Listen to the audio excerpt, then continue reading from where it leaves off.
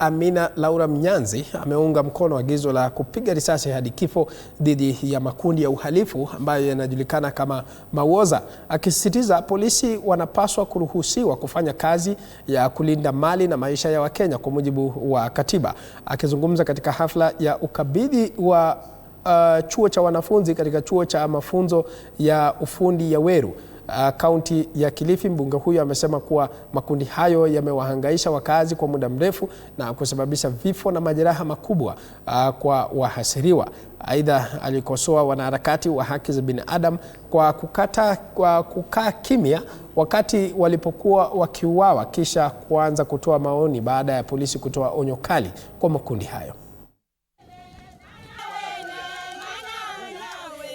Hata juzi 2 weeks ago in Malindi, kuna mzee mmoja wa kijiji alijitokezea yeye kama shahidi kwenda kuzungumza pale station kuhusu vijana wa vipanga.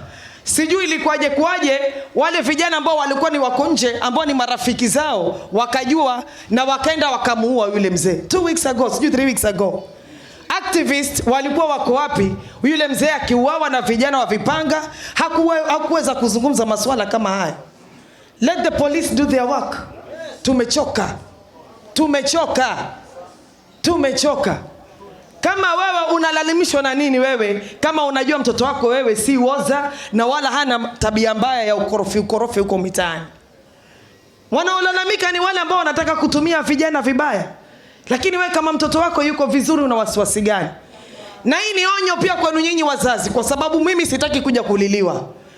Wewe kama unajua mtoto wako ni mtovu wa nidhamu na anasumbua huko nje, mkanye. Na mbali na taarifa